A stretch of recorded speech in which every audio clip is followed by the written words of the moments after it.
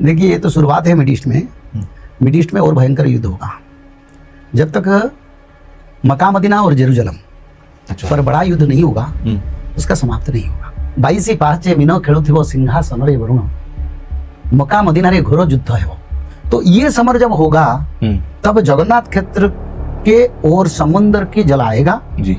22 सीढ़ियां समुद्र अतिक्रम करेगा। शास्त्र में लिखा जी 25 से 27 के बीच में विश्व युद्ध होगा। आज तो विश्व युद्ध हो रहा है पर पूर्ण विश्व युद्ध नहीं हुआ है। जापान राघव अच्छी हिरोशिमा कथा पकाई थिला बम युद्धरे जानी था जी, सही राघव कमी नहीं जापान रो पुनः।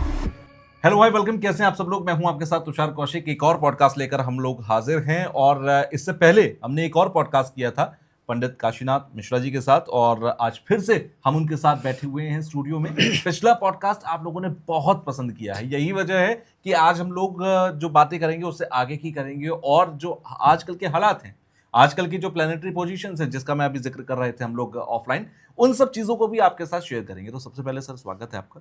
जय जगन्नाथ। जय जगन्नाथ।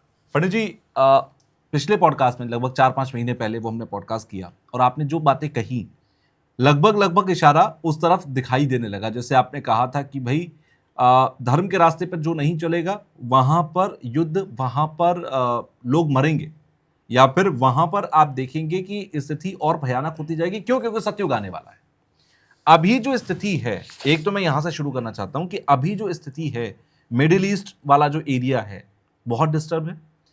ईरान का युद्ध अभी चल रहा है, वहां पर अमेरिका ने हमला किया, इजराइल ने मिलकर हमला किया ईरान के ऊपर। ईरान लगातार हमला कर रहा है बाकी अमेरिका की फैसिलिटीज के ऊपर। स्थिति क्या है? क्या ये उसी तरफ इशारा कर रहा है सर? देखिए, ये तो शुरुआत है मिड ईस्ट में। मिड ईस्ट में और भयंकर युद्ध होगा जब तक मक्का मदीना और जेरूसलम पर बड़ा युद्ध नहीं होगा, उसका समाप्त नहीं होगा। ये मक्का मदीना और जेरूसलम का आपने जिक्र किया, यहीं पर क्यों? क्योंकि देखिए, वो एक विस्तृत धर्म का मुख्य आस्था का केंद्र है जी। एक ख्रिस्ट धर्म का, दूसरा मुस्लिम धर्म का जी। भविष्यवाणी शास्त्र में हमने पढ़े हैं, उसमें भी मक्का मदीना का रचना है और सारे धर्म का क्षेत्र पर कैसे कैसे परिवर्तन आएगा वो भी लिखा है। क्योंकि जब भगवान शास्त्र लिखते हैं या शास्त्र लिखवाते हैं जी, वो सारा विश्व के लिए लिखते हैं, कोई निर्दिष्ट देश के लिए, संप्रदाय के लिए नहीं। तो भगवान कल की अवतार के बारे में जो भविष्य मालिका पुराण है वो सारा विश्व के बारे में रचना है जी। उसमें एक पंक्ति है 22 पाचे मीनो खेलुथिबो सिंहासन रे वरुण, मक्का मदीना रे घोर युद्ध है वो। अच्छा, उसमें लिखा है ऐसा, मक्का मदीना का जिक्र है। घोर युद्ध होगा, भयंकर युद्ध। और ये युद्ध किस वजह से होगा? देखो, विनाश काले विपरीत बुद्धि, इसका अर्थ खराब समय जब आता है ना जी, मनुष्य का बुद्धि काम नहीं करता। सभी मनुष्य सबसे सुखदायक जीवन इसी समय अतिवाहित कर रहे हैं। सभी मानव, भारत नहीं, सारा विश्व एक ऐसे स्तर पर आज आ चुका है, मनुष्य के लिए कोई दुर्गम नहीं, सब सुर्गम हो गए। गरीब लोग भी आज के दिन में अच्छा गाड़ी चढ़ते हैं, खाना पीना भी खाते हैं, और कुछ लोग कर्म नहीं करते, अलग बात है। तो इसीलिए मनुष्य बड़ा आनंद में है। पर जब मनुष्य का कर्म पाप से पर्यवसित होता है जी, तो मनुष्य का बुद्धि काम नहीं करता और खुद का विनाश खुद करता है। जिसमें खाता है उसको तोड़ता है, जिसमें बैठता है उसको तोड़ता है। तो इसीलिए भविष्य मालिका को मैं अनुध्यान किया, उसमें वो पंक्ति लिखा है। मिड ईस्ट में ईरान का साथ जो वार हो रहा है जी, अमेरिका किसी भी तरह शक्ति, कौशल, डिप्लोमेसी किसी तरह नहीं तो दूसरा देश उनका जो हाथबारसी है, पाकिस्तान, तुर्की, सऊदी जी, इन देशों को लेके मध्यस्थता किसी के माध्यम से करवा के वही युद्ध को खत्म करने के लिए कोशिश करेगा, ये भविष्य में। और दूसरा, मक्का मदीना पर एक बड़ा समर होगा, ये लिखा है। जेरूसलम पर भी समर होगा। अच्छा।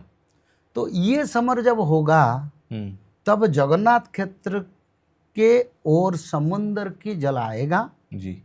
22 सीढ़ियां समुद्र अतिक्रम करेगा। अच्छा, जगन्नाथ मंदिर की जो सीढ़ियां हैं उसमें 22 सीढ़ियां हाँ। डूब जाएंगी समुद्र के अंदर। समुद्र के अंदर कुछ समय के लिए डूबेगा, अच्छा। फिर समुद्र लौट जाएगा। तो जिस समय वार होगा उसका बात होगा। तो वो वार हुआ नहीं, वो वार बाकी है, अभी हुई नहीं है, वो होनी बाकी है। हाँ, वो होगा जी। फिर समुद्र आएगा जगन्नाथ क्षेत्र से, सारा विश्व को भविष्य मालिका का पूर्ण प्रमाण रखेगा। और ये जिस महायुद्ध की आप बात कर रहे हैं ये कब होगा? वही महायुद्ध के समय होगा ना। कुछ डेट, कुछ साल के बारे में लिखा है कुछ हाँ ऐसा? बिल्कुल, मैंने शास्त्र में लिखा हूँ। जी। 25 से 27 के बीच में विश्व युद्ध होगा। आज तो विश्व युद्ध हो रहा है पर पूर्ण विश्व युद्ध नहीं हुआ है। जिस वर्ल्ड वॉर 3 की हम लोग बात कर रहे हैं, पर शुरू हो गया। देखिए अच्छा। इस समय ईरान का 7-8 कंट्री के साथ वार हो रहा है, अमेरिका के साथ भी 2-4 कंट्री है जी। ईरान के साथ भी 2-4 महाशक्ति भी है जी। तो ये बिल्कुल वर्ल्ड इक्वेशन को प्रभावित भी करता है। विश्व अर्थनीति टूट गया जी। शेयर मार्केट भी टूटा है जी। और सभी देश में आर्थिक परिस्थिति को झेल रहे हैं। तो बिल्कुल ये वर्ल्ड वार नहीं तो इसका प्रभाव क्यों इतना पड़ रहा है? आप तो देख रहे हैं ना, गैस में 60 रुपया बढ़ गया जी।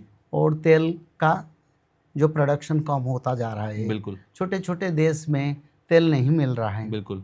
भारत जैसे शक्तिशाली देश में उसका समस्या नहीं आया, पर ये सारा विश्व को तो प्रभावित करता है ना। तो इसीलिए ये बाकी है।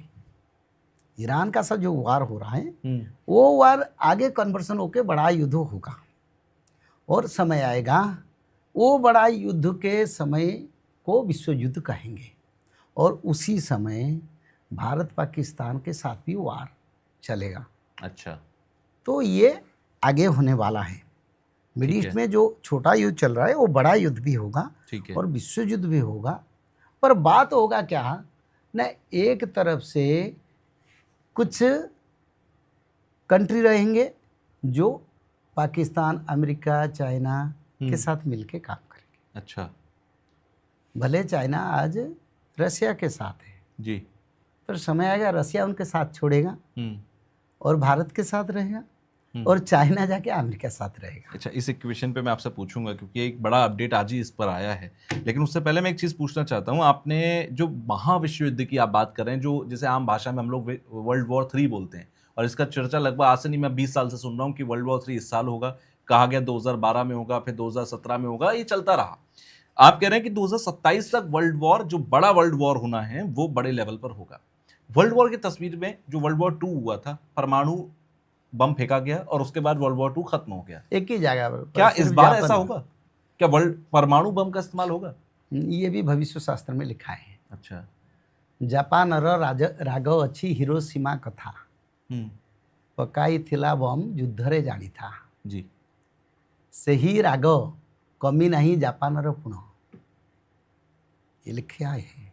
इसका अर्थ ये, जापान का क्रोध अभी भी प्रशमित नहीं हुआ और अमेरिका ने परमाणु गिराया था जी, और उसी का रिवेंज जापान लेगा। अच्छा। और अमेरिका के वाशिंगटन पर परमाणु गिरेगा। मतलब अब की बार आप बहुत बड़ी बात कह रहे हैं क्योंकि अब की बार जो वर्ल्ड वॉर होगा, आप ये कह रहे हैं कि जापान की तरफ से बम गिराया जाएगा, परमाणु बम गिराया जाएगा, वो भी अमेरिका के ऊपर, वॉशिंगटन पर। हाँ, ये लिखा है। अच्छा। और क्या होगा ना, जापान भारत की समर्थन में रहेगा और जापान अनुरोध करेगा जर्मन को नाटो छोड़ के हमारे साथ रहो, अधर्म का लड़ाई हो रहा है। और जर्मन भारत का साथ देगा, जापान का साथ देगा और अफ्रीका देश को ध्वंस करेगा।